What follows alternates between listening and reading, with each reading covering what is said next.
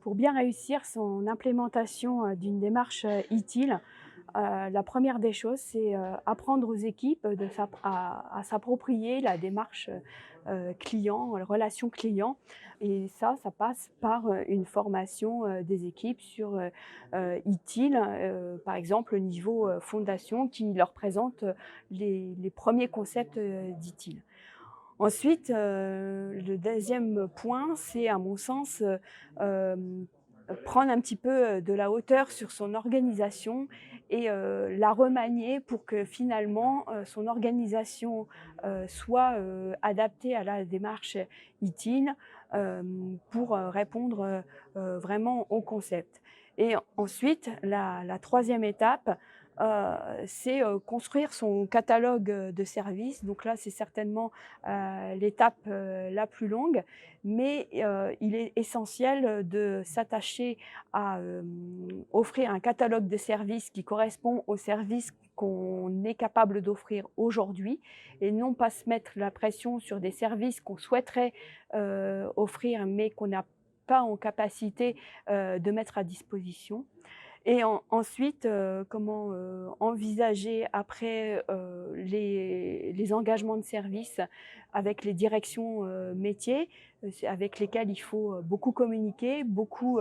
négocier, leur présenter aussi la démarche, les sensibiliser aussi, à ce que va leur apporter la démarche utile dans le fonctionnement, de la DSI. Et puis après, on peut enclencher justement, la démarche, du processus, de la gestion des demandes qui est en fait, le 1er point visible pour, les utilisateurs et qui est finalement, ce qui va les entraîner avec nous et puis, qui va favoriser aussi, la communication. Et ensuite, il faut engager, la CMDB puisque, en fait, la CMDB vous permet d'avoir une vision, globale de votre SI, de pouvoir, appréhender, finalement, les incidents ou les évolutions, qu'il faut mettre en œuvre et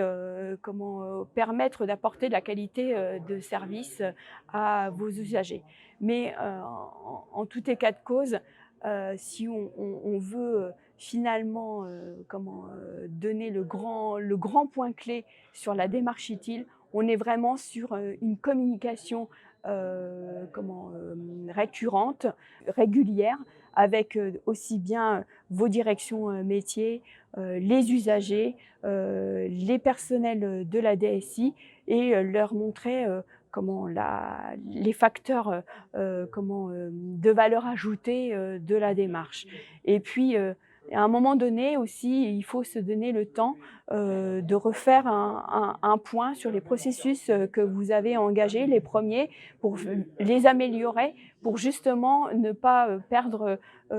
l'élan que vous avez mené, depuis, l'implémentation et régulièrement,